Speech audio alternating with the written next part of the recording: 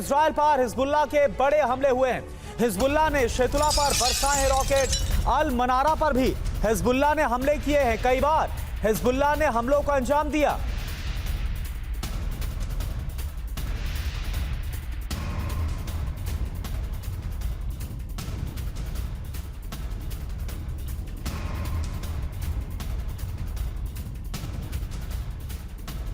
तो हिजबुल्लाह की तरफ से इजराइल पर बड़े हमलों को अंजाम दिया गया और उसके बाद इस बात का दावा कि इजराइल को इसमें नुकसान हुआ है। इन सब के बीच वॉशिंगटन में यूएस कांग्रेस को संबोधित करते हुए इजराइल के प्रधानमंत्री बेंजामिन नेतन्याहू ने ईरान से सीधे युद्ध की घोषणा कर दी है। अपने कार्यकाल के अंतिम दौर में चल रहे जो बाइडेन ने भी इस ब्लूप्रिंट को हरी झंडी दे दी है। अरब में सबसे बड़ी जंग का काउंटडाउन शुरू हो चुका है।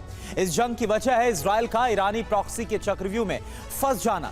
इजराइल पर हिजबुल्लाह ने अब तक के सबसे बड़े हमले किए हैं और दावा यह है कि इजरायली वायुसेना का एक फाइटर जेट लेबनान में धराशायी हो चुका है। इसके बाद इजराइल ने ईरान और उसके प्रॉक्सी को खत्म करने का ऑपरेशन शुरू करने की ठान ली है। आप देखिए कैसे अरब एटमी बारूद के ढेर पर पहुंच चुका है और कब इस जंग की चिंगारी भड़क सकती है। हिजबुल्लाह के 5000 से ज्यादा हमले झेल चुके इजराइल का धैर्य अब टूट चुका है।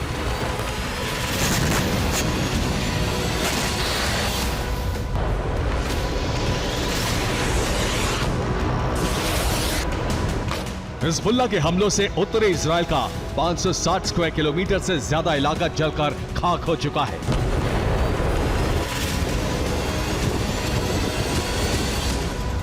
उत्तरी इजराइल के 90,000 से ज्यादा परिवार अपने घर छोड़कर जा चुके हैं क्योंकि रोज उत्तरी इजराइल की आबादी पर हिजबुल्लाह के रॉकेट बरस रहे हैं।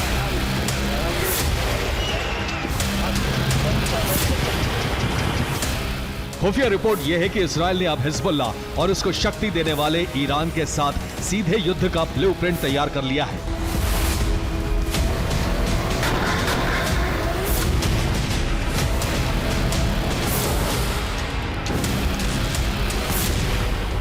इजराइल के पीएम बेंजामिन नेतन्याहू अमेरिका दौरे पर हैं। नेतन्याहू ने अमेरिका के साथ युद्ध का ब्लूप्रिंट साझा किया है। नेतन्याहू के अमेरिका से लौटते ही हिजबुल्लाह के खिलाफ ग्राउंड ऑपरेशन शुरू हो सकता है। पहले चरण में लेबनान में ग्राउंड ऑपरेशन शुरू किया जाएगा। दूसरे चरण में इजराइल का टारगेट ईरान है।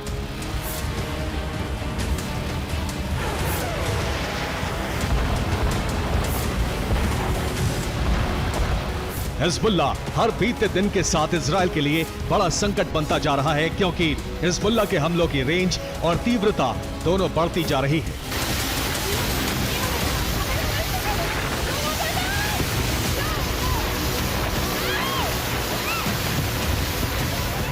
चौबीस जुलाई की रात और 25 जुलाई को हिजबुल्लाह ने इजराइल के Kiryat Shmona, Shlomi, Shebaa Farms, Meron, Nahariya पर रॉकेट हमले किए हैं।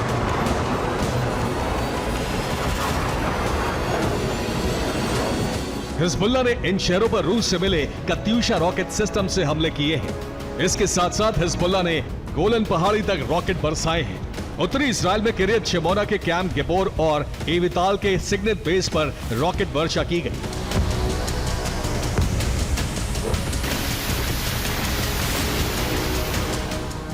हिजबुल्लाह के हमलों का बदला लेने के लिए अब तक इजरायली वायुसेना लेबनान पर हमले करके सुरक्षित लौटती रही है, लेकिन पहली बार हिजबुल्लाह ने लेबनान की वायु सीमा में घुसे इजरायली फाइटर जेट को मार गिराने का दावा किया है।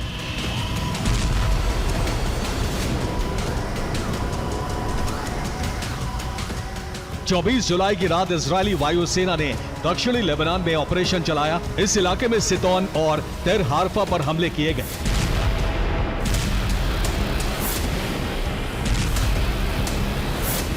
लेकिन इजरायली वायुसेना को इन हमलों में पहली बार नुकसान उठाना पड़ा है।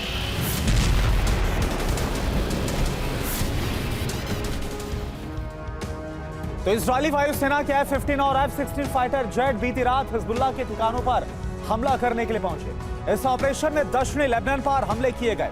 दक्षिणी लेबनान में हिजबुल्लाह के कई ठिकानों पर बमबारी की गई, लेकिन पहली बार हिजबुल्लाह का एयर डिफेंस सिस्टम से हमला किया गया।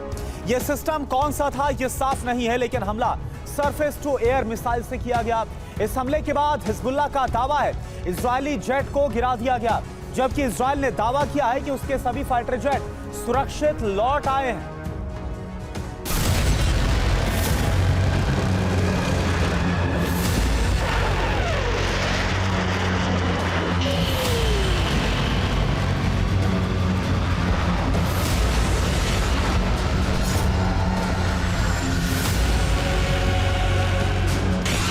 हिजबुल्लाह के इन हमलों के बाद इजरायल के प्रधानमंत्री ने ईरान से सीधी जंग का ऐलान कर दिया है।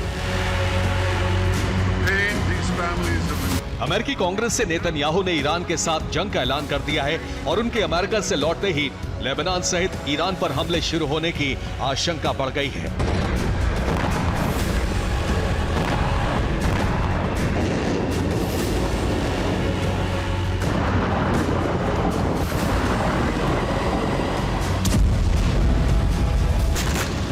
इजरायल ईरान और उसके प्रॉक्सी संगठनों को पूरी तरह खत्म करना चाहता है, क्योंकि ईरान के प्रॉक्सी हिजबुल्लाह ने एक बार फिर इजरायल के सबसे बड़े एयरबेस में से एक रमात एयरबेस पर हमले करने की धमकी दी है।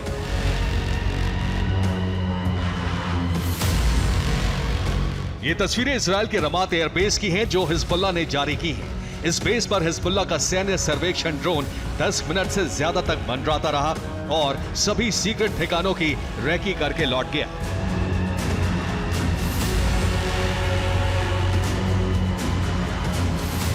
ये रमात बेस के एविएशन फ्यूल टैंक का वीडियो है।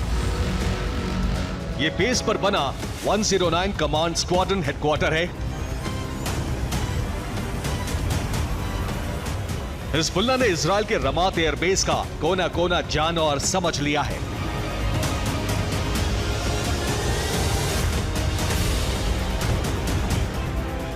ये देख लिया गया है कि कहां विमान होते हैं और कहां उनकी मेंटेनेंस।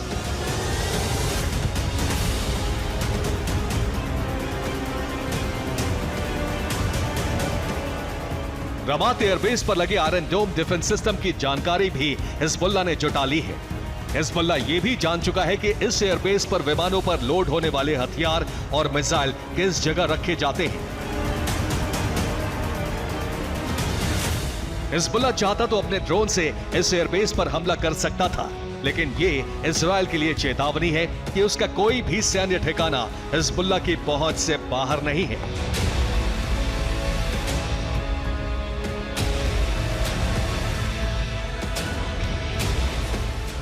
हिजबुल्लाह के साथ साथ हूती भी दक्षिणी इजरायल पर खतरा बनता जा रहा है।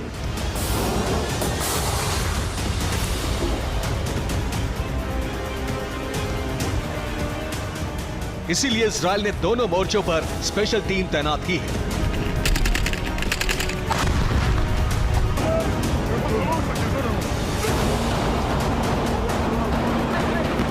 पहली टीम को हिजबुल्लाह के हमले रोकने और लेबनान में उसके ठिकाने उड़ाने की जिम्मेदारी दी गई है। दूसरी टीम को यमन में हूती के मिसाइल ठिकानों पर हमले करने की जिम्मेदारी दी गई है।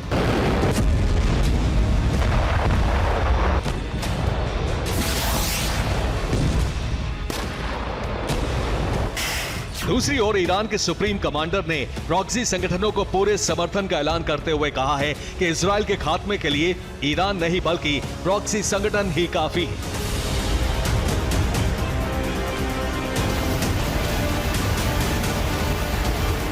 ईरान और इजरायल दोनों बड़ी जंग की तैयारी कर चुके हैं और नेतन्याहू की अमेरिका दौरे पर ही जंग की तारीख तय हो चुकी है।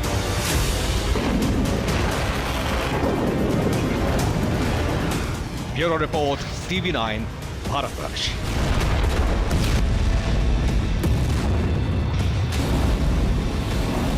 आने वाले कुछ दिनों में महायुद्ध की शुरुआत हो सकती है। बहुत जल्द अमेरिका रूस पर हमला करने जा रहा है। इस बात का संकेत किसी और ने नहीं बल्कि खुद अमेरिकी राष्ट्रपति जो बाइडेन ने दिया है।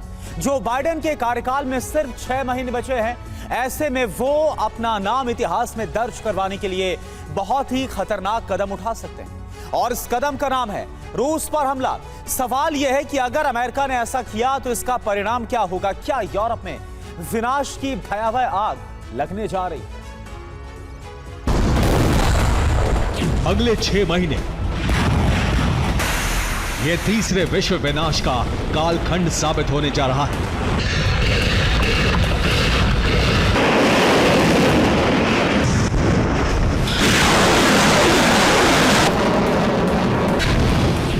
अगले 6 महीने ये परमाणु महाविनाश का दौर सिद्ध होने जा रहा है।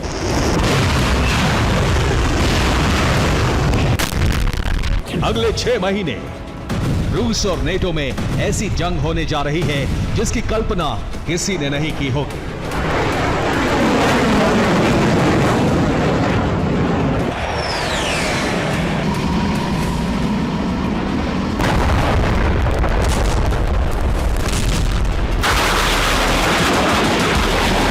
सवाल यही है कि आखिर 6 महीने में महाविनाश की यह मियाद क्यों तय की गई है।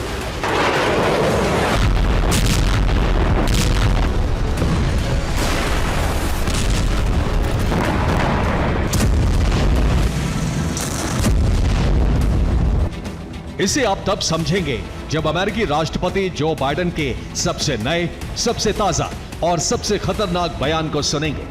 अमेरिकी राष्ट्रपति जो बाइडेन के बयान को आपने गौर से सुन लिया होगा। बाइडेन ने कहा कि वो पुतिन और उनकी सेना को रोकेंगे, यूक्रेन पर रूस का कब्जा नहीं होने देंगे, यूक्रेन को तबाह होने से बचाएंगे, इसके लिए नेटो को मजबूत और एकजुट बनाएंगे। बाइडेन ने खुद ही कहा है कि इस काम को करने के लिए अब उनके पास सिर्फ 6 महीने का ही वक्त है। इसका मतलब यह हुआ कि अगले 6 महीने में बाइडेन और उनकी ब्रिगेड पुतिन और उनकी सेना का पक्का हिसाब कर सकती है।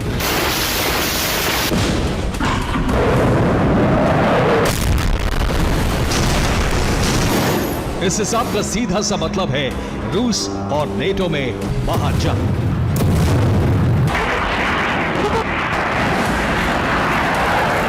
बतौर अमेरिकी राष्ट्रपति जो बाइडेन का कार्यकाल पूरा होने जा रहा है, अपने पहले और अंतिम कार्यकाल में जो बाइडेन ऐसा कुछ नहीं कर पाए जिसकी वजह से उनका नाम इतिहास के पन्नों में दर्ज हो। माना जा रहा है कि अपने बचे कार्यकाल के दौरान बाइडेन रूस पर आक्रमण करने का आदेश दे सकते हैं और ऐसा करने के बाद बाइडेन भी अमेरिका के शक्तिशाली राष्ट्रपति की फहरिस्त में शामिल हो सकते हैं। तो सवाल यही है कि क्या अपने बचे हुए 6 महीने के कार्यकाल के दौरान बाइडेन ब्रिगेड रूस पर हमला करने जा रही है।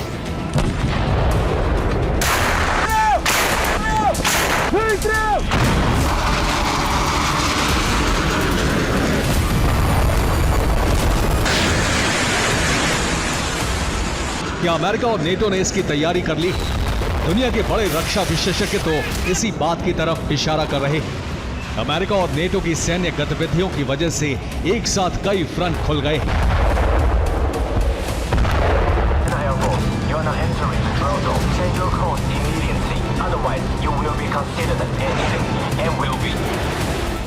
सबसे पहला फ्रंट रूसी नौसेना के गढ़ ब्लैक सी में उस वक्त खुल गया जब वहां ब्रिटेन के 2 टाइफून लड़ाकू विमान और RC-135 जासूसी विमान पहुंच गए।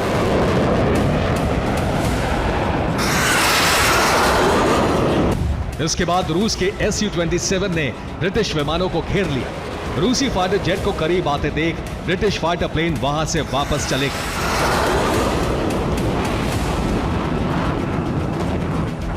नेटो के विमान ब्लैक सी पहुंचे तो रूस और चीन ने भी अमेरिकी बॉर्डर के पास अपने घातक बॉम्बर भेज दिए।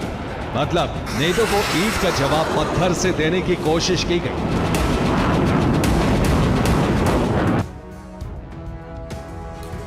रूस और अमेरिका में युद्ध का दूसरा फ्रंट तब खुल गया जब अमेरिकी शहर अलास्का के पास रूस चीन के 4 बॉम्बर पहुंच गए। रूस के 2 Tu-95 और चीन के 2 H-6 बॉम्बर्स अलास्का के पास पहुंच गए। बॉर्डर पर 4 बॉम्बर पहुंचने के बाद से अमेरिका और कनाडा में हड़कंप मच गया। हालात से निपटने के लिए पेंटागन को इमरजेंसी प्रोटोकॉल लगाना पड़ गया। यूएस कनाडा के लड़ाकू विमानों ने रूस और चीन के बॉम्बर्स को घेर लिया। अमेरिका ने घेराबंदी के लिए F-16 और F-35 लड़ाकू विमान भेजे तो कनाडा ने CF-18 फाइटर जेट्स को भेजा। और सिर्फ इतना ही नहीं, खतरे से बचने के लिए यूएस कनाडा ने सपोर्ट विमान भी डिप्लॉय कर दिया। रूस, चीन और अमेरिकी विमानों के बीच आसमान में काफी देर तक टकराव के हालात बने रहे। बाद में रूस चीन के बॉम्बर वहां से लौट आए और इस तरह से महायुद्ध कुछ वक्त के लिए टल गया।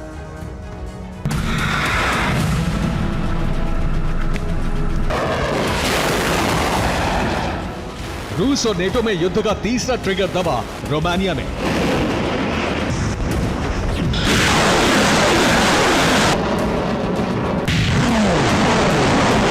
यूक्रेन के ओडेसा में हमले के लिए रूस ने ड्रोन दागे। एक ड्रोन रोमानिया के एयर स्पेस में चला गया। रोमानिया के एयर डिफेंस सिस्टम ने इसे मार गिराया। रूस का ड्रोन रोमानिया पहुंचा तो रोमानिया की वायुसेना हाई अलर्ट हो गई। आसमान में रात भर रोमानिया के लड़ाकू विमान उड़ान भरते रहे। रोमानिया पोलैंड के बाद दूसरा नेटो देश है जहां रूस के हथियारों ने घुसपैठ की है। ऐसे में माना जा रहा है कि रूस की तरफ से यह घुसपैठ भी महायुद्ध का कारण बन सकता है।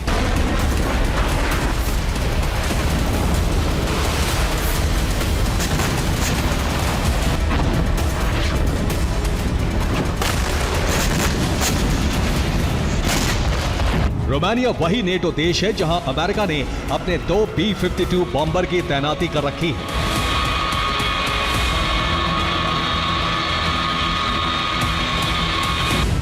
इतना ही नहीं, रोमानिया में नेटो ने सेना और हथियारों की भी तैनाती कर दी है। रोमानिया में अमेरिका के बॉम्बर तैनात हैं, नेटो के सैनिक और हथियार हैं। ऐसे में रूस के ड्रोन घुसपैठ से तनाव काफी बढ़ गया है।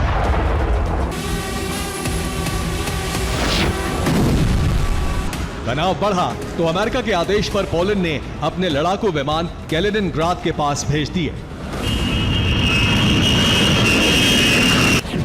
रिपोर्ट्स है कि पोलैंड के विमान कैलिनिनग्राद में रूसी सेना की तैनाती से जुड़ी जानकारी जुटा रहे हैं। अमेरिकी नौसेना ने हाल ही में हवाई आइलैंड के पास दुश्मन के युद्धपोत को डुबोने का अभ्यास किया। इतना ही नहीं, अमेरिका 25 से 27 जुलाई के बीच हाइपरसोनिक मिसाइल का टेस्ट करने जा रहा है। अमेरिका के इन कदमों को रूस और चीन के खिलाफ तैयारी के तौर पर देखा जा रहा है। माना जा रहा है कि बाइडेन की अगुवाई में नेटो सेनाएं 6 महीने के अंदर ही तीसरे विश्व युद्ध का बड़ा ब्लास्ट करने जा रही हैं।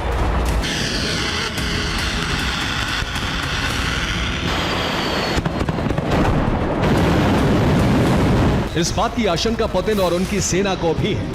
यही वजह है कि पुतिन ने अपनी न्यूक्लियर फोर्स को 2 महीने के अंदर दोबारा परमाणु युद्धाभ्यास करने का आदेश जारी कर दिया है। जाहिर है दोनों तरफ से महाविनाश की मुनादी हो चुकी है। यूरोप में अब एटमी आंधी आने जा रही है, एक ऐसी आंधी जो कई देशों का वजूद मिटा देगी। Bureau report, TV9 Bharatvarsh. बीते 10 दिनों में 2 बड़े हत्याकांड को अंजाम देने की साजिश को रचा गया। पहली ईरान में और दूसरी मॉस्को में। लेकिन हैरान करने वाली बात यह है कि खूनी साजिश का प्लॉट बिल्कुल एक जैसा था। वो ये कि कार ब्लास्ट या फिर कार एक्सीडेंट के जरिए तय टारगेट को मौत के घाट उतारना। आखिर किसने तैयार किया कार में शत्रु संहार का प्लान? क्या इस षड्यंत्र के पीछे है CIA या फिर मोसाद? आप देखिए इस रिपोर्ट में। 2 शख्स, जिनमें से एक ईरान के पूर्व राष्ट्रपति रह चुके हैं। नाम है महमूद अहमदीनेजाद। तो वहीं दूसरे शख्स का ताल्लुक रूस से है। नाम है आंद्रे तोरगाशोव, जो कि रूस की सीक्रेट सैटेलाइट के डिप्टी चीफ है।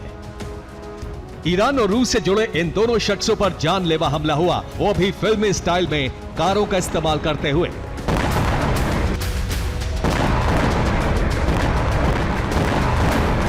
सबसे पहले बात ईरान के पूर्व राष्ट्रपति महमूद अहमदीनेजाद की, जो 15 जुलाई को एक बड़े हादसे का शिकार होते बाल बाल बचे।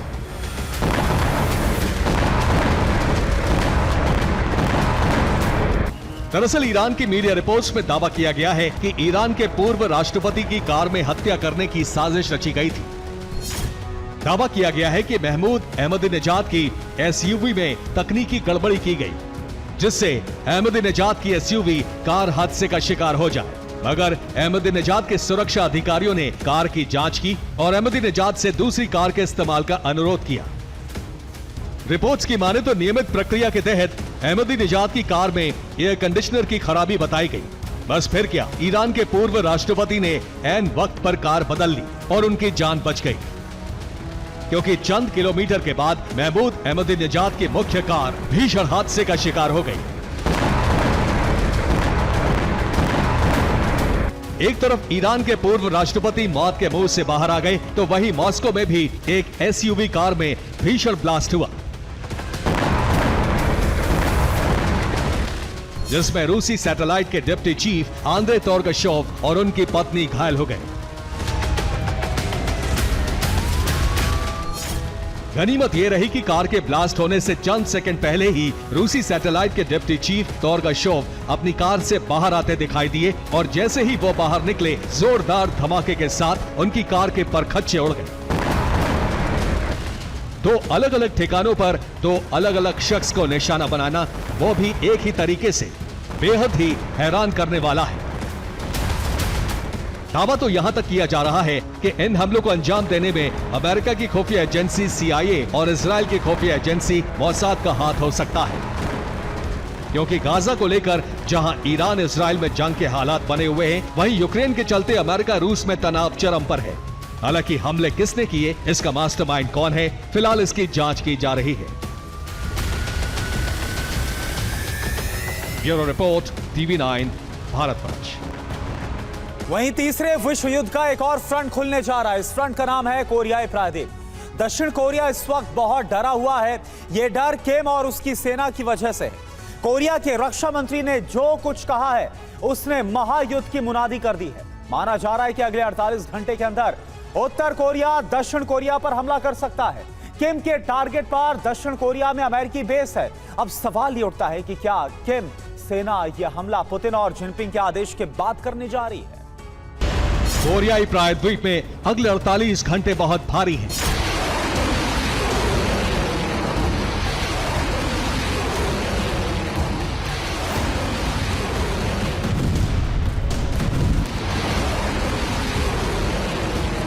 अगले 48 घंटे में कोरिया तीसरे विश्व युद्ध का ट्रिगर पॉइंट बन सकता है।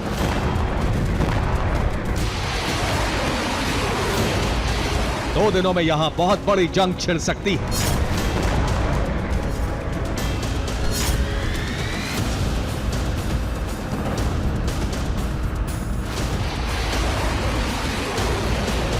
किम जोंग उन अपनी सेना को दक्षिण कोरिया पर हमले का आदेश जारी कर सकता है।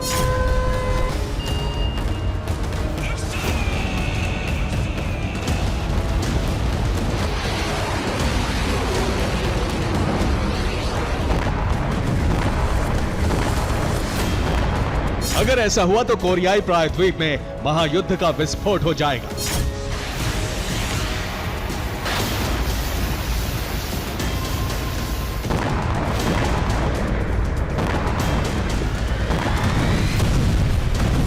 दक्षिण कोरिया का आरोप है कि किम और उनकी सेना ने दक्षिण कोरिया पर हमले की तैयारी कर ली है। उत्तर कोरिया कभी भी आधी रात को दक्षिण कोरिया पर हमला कर सकता है। किम और उनकी सेना के इरादे बहुत ही खतरनाक हैं। ऐसे में दक्षिण कोरिया की सेना हाई अलर्ट मोड में है।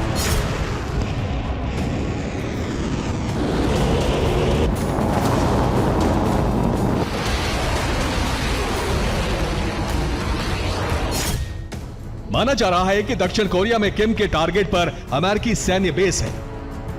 किम की सेना अमेरिका के इसी सैन्य अड्डे को तबाह करने का अभियान शुरू कर सकती है।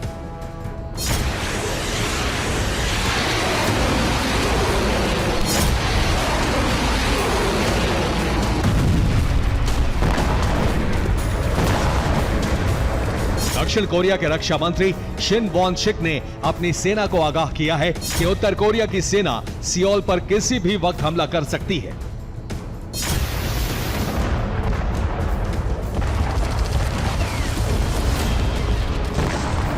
सवाल यही है कि आखिर किम और उसकी सेना ने दक्षिण कोरिया पर हमले की तैयारी क्यों की? क्या उत्तर कोरिया पुतिन और शी जिनपिंग की रणनीति के तहत दक्षिण कोरिया पर हमला करने जा रहा है? दरअसल उत्तर कोरिया दक्षिण कोरिया के गुब्बारे वाले कदम से परेशान है। पिछले कुछ महीनों से उत्तर कोरिया लगातार सियोल में गुब्बारे भेजकर दहशत फैला रहा था। अब इसी तर्ज पर दक्षिण कोरिया उत्तर कोरिया के शहरों में बलून से पर्चियां गिरा रहा है। इन पर्चियों के जरिए किम जोंग और उसके शासन के प्रोपेगेंडा को एक्सपोज किया जा रहा है। इससे उत्तर कोरिया के लोग किम की असलियत जान पा रहे हैं। किम नहीं चाहता कि उसका प्रोपेगेंडा एक्सपोज हो। यही वजह है कि उसने दक्षिण कोरिया के इन गुब्बारों को आसमान में ही तबाह करने का आदेश जारी कर दिया है।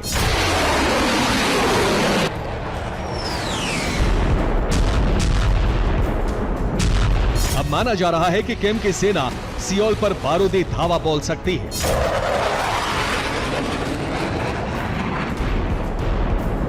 ये तो वो वजह है जो बताई जा रही है, लेकिन सच ये है कि किम दक्षिण कोरिया पर हमला पुतिन और जिनपिंग के कहने पर ही करेगा। असल में पुतिन और जिनपिंग अमेरिका की अगुवाई वाले नेटो को युद्ध के एक और बड़े फ्रंट पर फंसाना चाहते हैं। दक्षिण कोरिया पर हमला हुआ तो बाइडेन ब्रिगेड को इस मोर्चे पर भी तैनाती बढ़ानी पड़ेगी। इसका फायदा यूक्रेन में रूस को और ताइवान में चीन को मिल सकता है।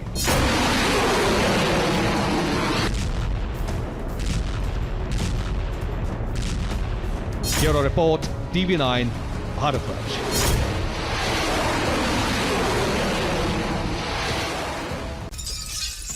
खार्किव में रूस का मिसाइल से हमला, इस्कैंडर मिसाइल से रूस ने हमले को अंजाम दिया। यूक्रेन के 2 हथियार मेंटेनेंस सेंटर तबाह हुए हैं इस हमले में।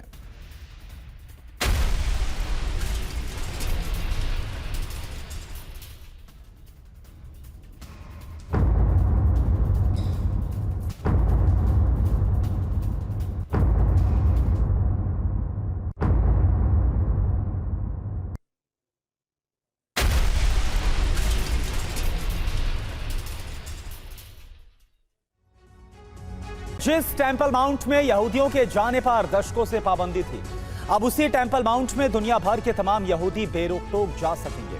टेंपल माउंट में उपासना कर पाएंगे और यह ऐलान इजराइल की कैबिनेट में हुए फैसले के बाद किया गया है। लेकिन इजराइल के इस ऐलान के साथ ही अरब में महाजंग की मुनादी हो गई। इजराइल वर्सेस इस्लामिक संगठनों के बीच यरूशलेम पर कब्जे की जंग पर भी किस तरह से आर पार छिड़ चुकी है। आखिर कैसे अल-अक्सा की स्थिति परिवर्तन से हो सकता है सबसे बड़े धर्मयुद्ध का आगाज? आप देखिए। गाजा पर इजरायली सेना का बारूदी भूचाल। उत्तरी इजराइल में हिजबुल्लाह का रॉकेट मिसाइल से प्रहार। दक्षिणी लेबनान पर आईडीएफ की ताबड़तोड़ स्ट्राइक। भूमध्य सागर से लाल सागर तक हूती का ड्रोन कदम।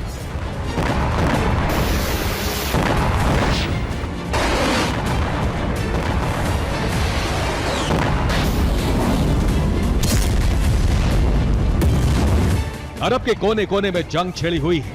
बेहिसाब बम गोला बारूद बरस रहा है।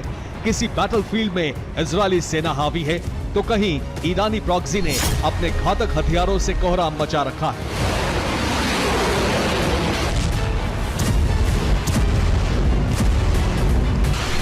अरब की धरती जिस तरह सुलग रही है, कई मोर्चों पर खूनी संघर्ष चरम पर बना हुआ है।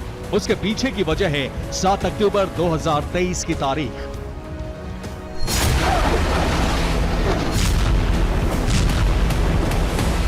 जब हमास के लड़ाकों ने इजराइल पर हमला बोला था और इसी हमले का पलटवार करते हुए इजराइल ने हमास के खिलाफ गाजा में मिलिट्री ऑपरेशन का आगाज किया था।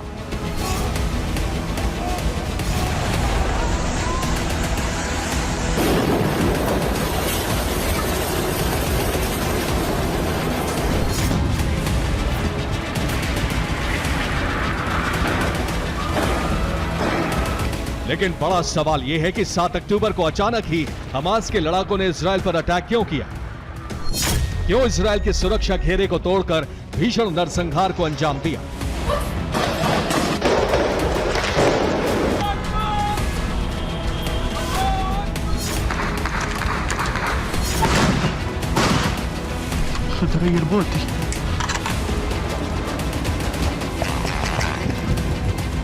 सैकड़ों लोगों को बंधक बनाया तो इसके पीछे की वजह है यरूशलेम में मौजूद अल-अक्सा मस्जिद, जहां हिंसक बवाल का इंतकाम हमास ने 7 अक्टूबर को इजराइल पर हमला करके लिया।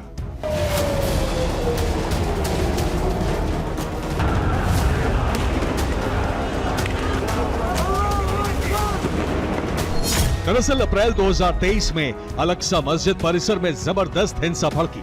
फिलिस्तीनी नागरिकों और इजरायली सेना के जवानों के बीच झड़प हुई। झड़प के दौरान इजरायली सैनिक अल-अक्सा मस्जिद में दाखिल हो गए।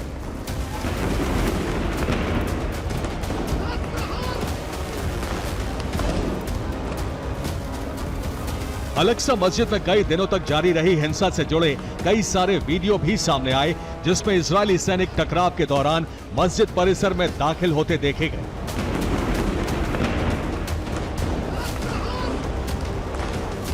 बस फिर क्या, अल-अक्सा मस्जिद में इजरायली सैनिकों के दाखिल होने की घटना के बाद हमास ने इजरायल से बदला लेने के लिए 7 अक्टूबर 2023 की तारीख को चुना और इजरायल में घुसकर सबसे बड़े हमले को अंजाम दिया।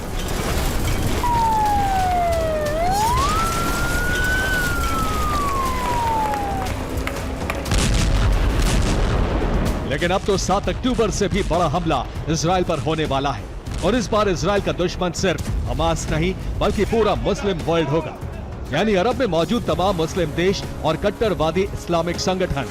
जानते हैं क्यों? इसके पीछे की वजह है इजरायली वॉर कैबिनेट का एक फैसला।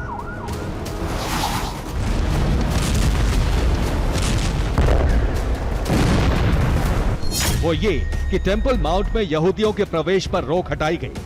अब यहूदी टेंपल माउंट में उपासना भी कर सकते हैं। इजरायली मंत्री बेन ग्विर ने इस फैसले पर मुहर लगाई। टेंपल माउंट में यहूदियों की एंट्री पर इजरायली कैबिनेट की मुहर के साथ ही ग्लोबल जंग का ट्रिगर दब चुका है।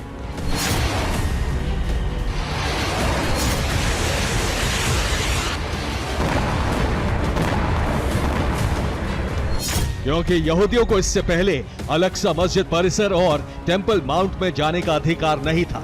आखिर क्यों, ये आपको बताएंगे, लेकिन उससे पहले आप अल-अक्सा मस्जिद परिसर के बारे में जान लीजिए।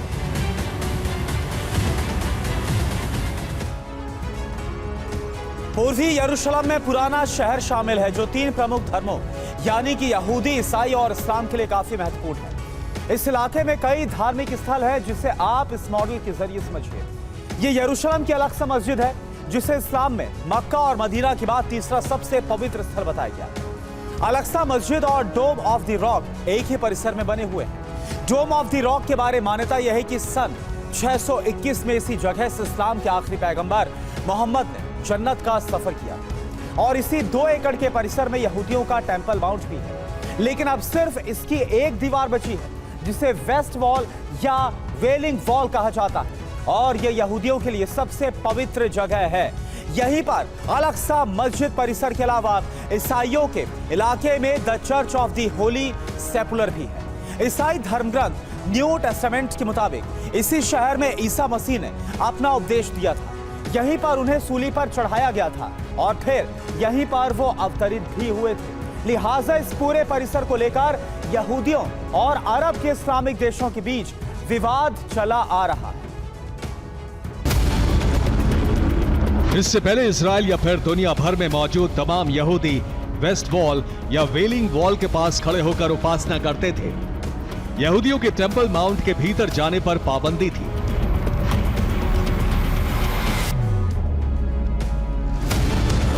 मगर इजरायली कैबिनेट के ताजा फैसले के बाद अरब ही नहीं बल्कि दुनिया में मौजूद तमाम मुस्लिम देशों और संगठनों का भड़कना तय है, क्योंकि इजरायल के अस्तित्व में आने के बाद से ही यहूदियों का टेंपल माउंट में जाना मना था। आखिर क्यों, ये भी जान लीजिए। दरअसल 1947 में यूएन ने विभाजन के तहत यरूशलेम की परिकल्पना की। यरूशलेम को एक अंतर्राष्ट्रीय शहर के तौर पर पहचान दी गई। 1948 में इजरायल की स्वतंत्रता के साथ यरूशलेम का विभाजन हुआ। 1949 में यरूशलेम का पश्चिमी हिस्सा इजरायल के नियंत्रण में आया, वहीं पूर्वी हिस्सा यानी पुराना यरूशलेम जॉर्डन के नियंत्रण में आया। पुराने यरूशलेम में ही Temple Mount Dome of Rock मौजूद है। हालांकि साल 1967 में इजरायल ने 6 दिन की जंग लड़ी और इसी दौरान पूर्वी यरूशलेम पर भी कब्जा कर लिया। तब से वेस्ट बैंक का ये इलाका इजरायली नियंत्रण में है। मगर अब इजरायली कैबिनेट के ताजा फैसले से यरूशलेम का विवाद फिर से बढ़ चुका है, जो किसी भी वक्त महायुद्ध की शक्ल ले सकता है।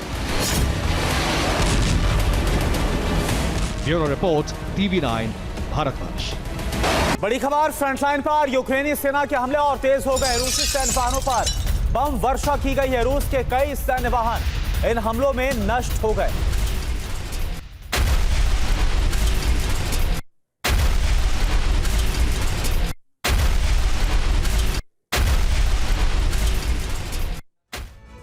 चौबीस जुलाई को यूक्रेन के विदेश मंत्री चीन पहुंचे। वांग यी से मुलाकात की और मुलाकात के दौरान उन्होंने सरेंडर के संकेत दिए हैं, जिसके बाद व्लादिमीर पुतिन ने यूक्रेन पर दोगुनी ताकत से हमलों को अंजाम दे दिया। रूसी सेना यूक्रेन पर 500 बम बरसा रही है। कीव से लेकर डोनेत्स्क तक भीषण हमले जारी है। फ्रंट लाइन पर बीते 24 घंटे में यूक्रेन के 2000 से ज्यादा सैनिक मारे जा चुके हैं। माना यह जा रहा है कि यूक्रेन के सरेंडर से पहले रूस ज्यादा से ज्यादा जमीन पर कब्जा चाहता है। आने वाले 48 घंटों में यूक्रेन में मिसाइलों की बारिश हो सकती है। यूक्रेन में विनाश का नया चरण शुरू हो चुका है। पुतिन की सेना यूक्रेन आर्मी को भस्म करने के इरादे से आगे बढ़ रही है। रूस ने यूक्रेन का अस्तित्व मिटा देने वाला सैन्य अभियान लॉन्च कर दिया है।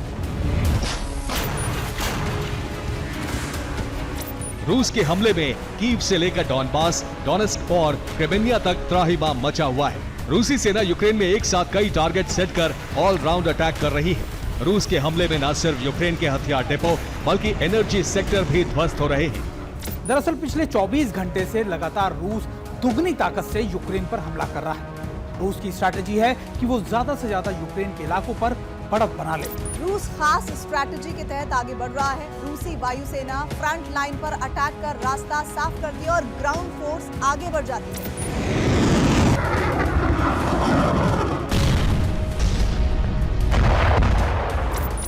ये अवदीपका का वीडियो है जहां रूस की वायुसेना ने आसमान से फैब 500 बम बरसाए। ये हमले यूक्रेन के हथियार डिपो पर किए गए। खार्किव में रूस ने यूक्रेन आर्मी के हथियार रिपेयर सेंटर को भस्म कर दिया, जिसका वीडियो भी रूस ने जारी किया। इन तस्वीरों में यूक्रेन के कई टैंक नजर आ रहे हैं। ये सभी हमले में तबाह हो गए।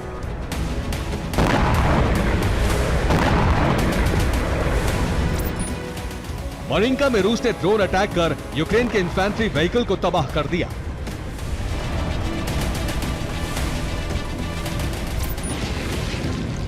खार्किव में रूस ने ग्रैड मल्टीपल रॉकेट लॉन्चर से फ्रंट लाइन पर भीषण हमले किए।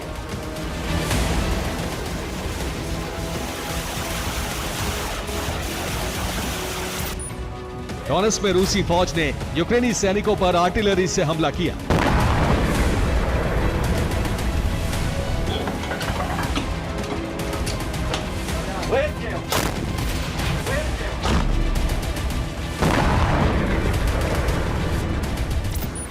रूस ने सबसे बड़ा हमला लीमन में किया। वीडियो में दिख रहा रिहायशी इलाका हकीकत में यूक्रेन की एक ड्रोन कमांड पोस्ट था।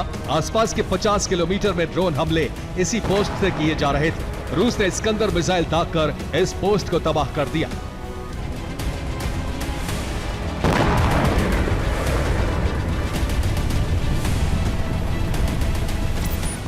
हमले में यूक्रेन के 300 ड्रोन तबाह होने की बात कही जा रही है। बीते 24 घंटे से इसी तरह रूस ने ताबड़तोड़ हमले जारी रखे हैं। हमले में यूक्रेन के कुल 4 ड्रोन डिपो तबाह हो चुके हैं। रूस ने यूक्रेन के 6 S-300 डिफेंस सिस्टम बर्बाद करने का दावा किया है। यूक्रेन की 40 इन्फेंट्री व्हीकल, 32 टैंक और 5 फाइटर जेट्स भी तबाह हो चुके हैं। बीते 24 घंटे में यूक्रेन 2752 सैनिकों को खो चुका है।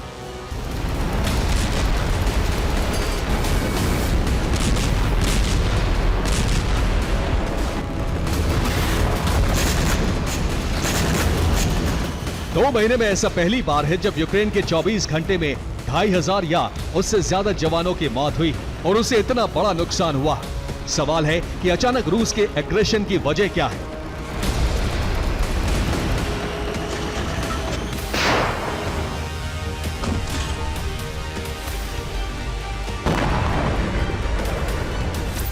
रूस के इस आक्रामक रुख की वजह ये तस्वीरें और यूक्रेन के विदेश मंत्री दिमित्री कुलेबा का एक बयान है।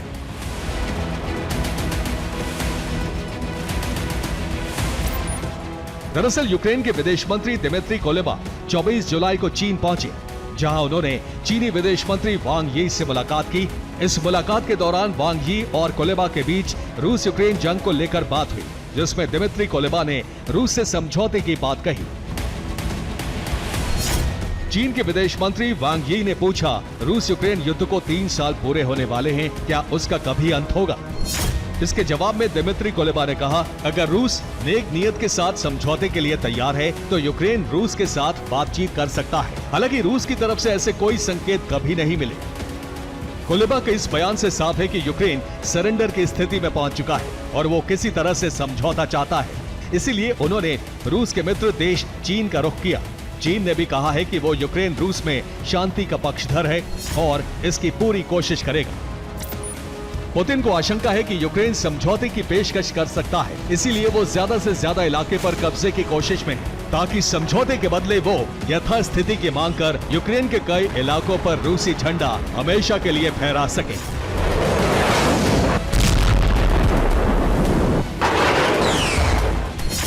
इस वक्त रूस का सबसे ज्यादा फोकस डोनेस्क लुहांस्क के बॉर्डर एरिया पर है। यहाँ रूस और यूक्रेन के बीच जबरदस्त जंग चल रही है। वहीं खार्किव के पास नोवोलेक्सांद्रिवका और न्यूयॉर्क में भी रूस ने मोर्चा खोल दिया है। पुतिन की सेना इस इलाके में तेजी से आगे बढ़ रही है। यहाँ रूस 2 गांवों पर कब्जा भी कर चुका है।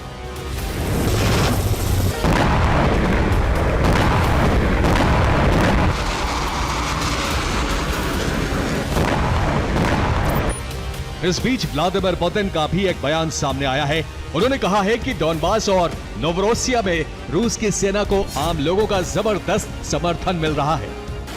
रूस की आक्रामक रुख के बीच यूक्रेन बड़े पैमाने पर नौजवानों को भर्ती कर रहा है। 2 महीने पहले ही ज़ेलेंस्की ने कंपल्सरी मिलिट्री सर्विस के नियमों में बदलाव किए थे। सेना में भर्ती के लिए रिजर्व प्लस एप्लीकेशन लॉन्च की थी। ऐप पर 60 दिनों में 30 लाख युवा आवेदन कर चुके हैं।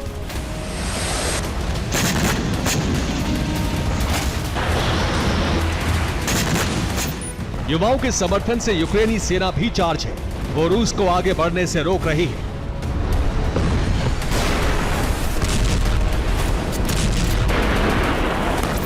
ये तस्वीरें खार्किव की हैं, जहां यूक्रेन ने रूसी काफिले पर ड्रोन अटैक किया। इस हमले में रूस के 200 सैनिक मारे गए। लुहांस्क में यूक्रेन ने टॉर एयर डिफेंस सिस्टम से हमला कर टैंकों के डिपो को उड़ा दिया। खार्किव में यूक्रेन ने रूसी कमांड पोस्ट को तबाह कर दिया।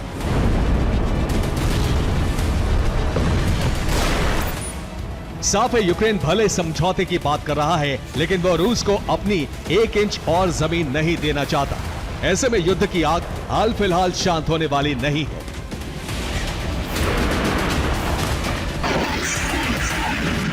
Bureau report, TV9, Bharatvarsh.